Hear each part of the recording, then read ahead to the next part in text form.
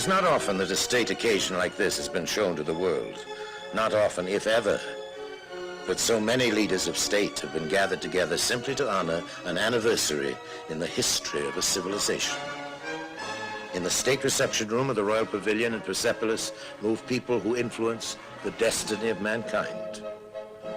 The order of precedence, the etiquette of who sits where and who leads who to dinner call for all the skills of diplomacy.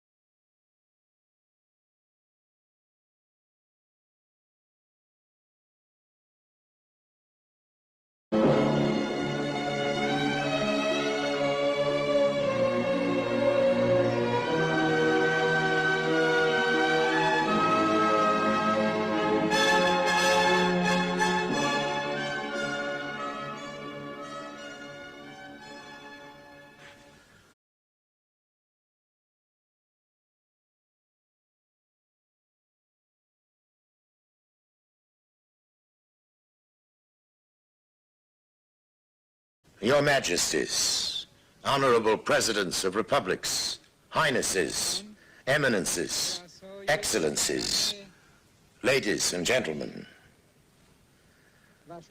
the Shah was proposing the toast of his guests. Look at some of them.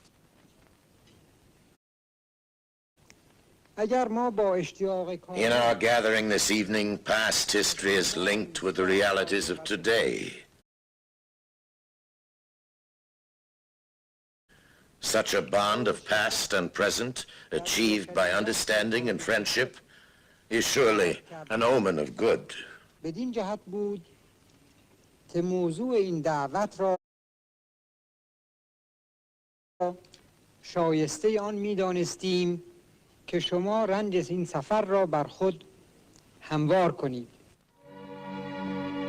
On the following evening, the guests moved out into the star-spangled Persian night toward Persepolis, the ruined palace of Cyrus's successor, Darius, and his son Xerxes.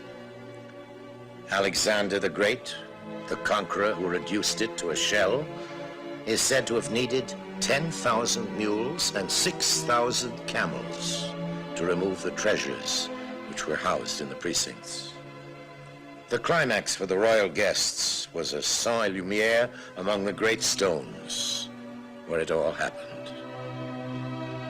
From the tomb in the mountainside overlooking the palace where he ruled 500 years before Christ, the voice of Darius the Great speaks again. Open! Open the gates guarded by winged bulls with human heads.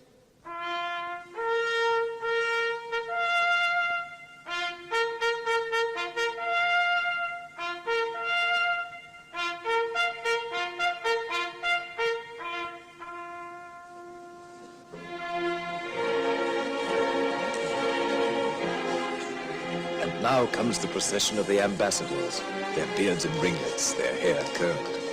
The long procession towards the stairways of stone and black marble, guarded by the lances of our royal guard, the 10,000 immortals.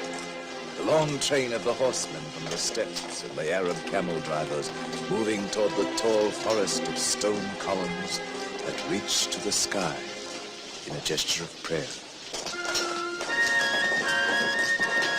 The Ionians and the Aeolians, living on land and sea, bring you their rams and amber chalices.